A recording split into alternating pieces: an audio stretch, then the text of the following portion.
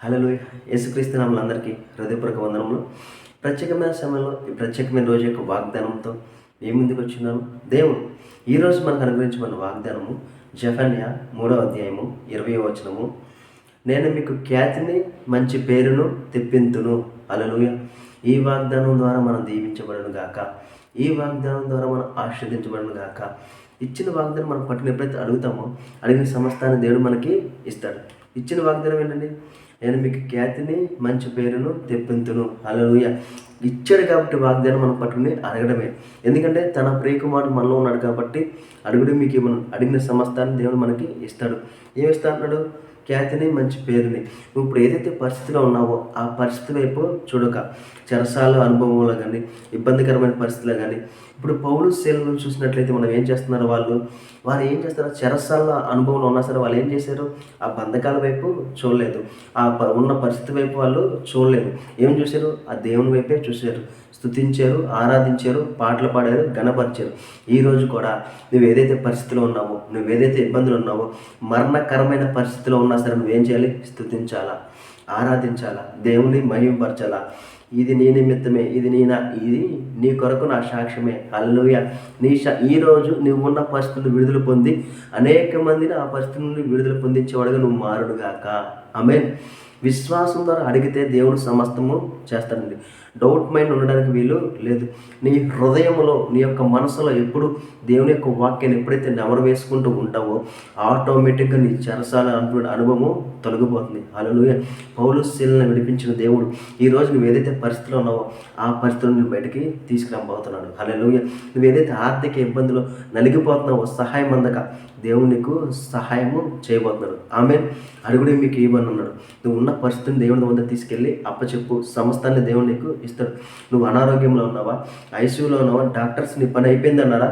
లేదు లేదు లేదు, నీ పని అవ్వలేదు. హల్లెలూయా. లాజరును లేపిన దేవుడు నన్ను కూడా లేపుతాడు. దేవా, నువ్వు లాజరును లేపావు కదా, నేను కూడా లేగాల. ఆమేన్. ఇదిగో దేవా, నేను నీ యందు విశ్వాసం ఉన్నాను. ఇదిగో తండ్రి, నేను నీ మీద ఆధారపడ్డాను తండ్రి. ఈ పరిస్థితుల్లో నేను బయటికి రావాలంటే నువ్వు విశ్వాసాన్ని గట్టిగా పట్టుకోవాలా. పక్కనున్న డాక్టర్స్ మాటలు కానీ లేకపోతే నీ బంధుమిత్రులు, స్నేహితులు వాళ్ళ మాటలు నువ్వు వినడానికి వీలు లేదు. నువ్వు దేన్ని చూసి భయపడే వ్యక్తిగా నువ్వు ఉండడానికి వీలు లేదు. నువ్వు ఏ స్థితిలో అయినా సరే దేవుడి వైపు చూసి ధైర్యపడాలి. హల్లెలూయా. నీలో ఉన్న క్రీస్తు ద్వారా నువ్వు విడుదల పొందావనేది నువ్వు గ్రహించాలి. ఆమేన్. ఎంతవరకు వెళ్ళిపోయినా సరే, హల్లెలూయా, యోబు జీవితం ఎంతవరకు వెళ్ళిపోయిందండి, కానీ విశ్వాసాన్ని మాత్రం, చిన్ని విశ్వాసం ఆయనలో ఉంది, మళ్ళా చిగురించాడు. హల్లెలూయా. అటువంటి విశ్వాసం ద్వారా మళ్ళా మీరు చిగురించును గాక. హల్లెలూయా. మరలా మీరు విడుదల పొందును గాక. రెండింతల ఆశీర్వాదం మీరు పొందుకును గాక. రెండింతల ఆరోగ్యం మీకు వచ్చును గాక. ఆమేన్. అడుగునే మీకు ఇవ్వను అన్నాడు. సమస్తానికి వారసులము మనమే అండి. సమస్తాన్ని పొందుకునేది కూడా మనమే. కాబట్టి దేవుని వైపు మాత్రమే చూద్దాము, లోకం వైపు మనము చూడొద్దు. నీ యొక్క సాక్ష్యం ఎవరు చెప్పాలో చెప్పనా?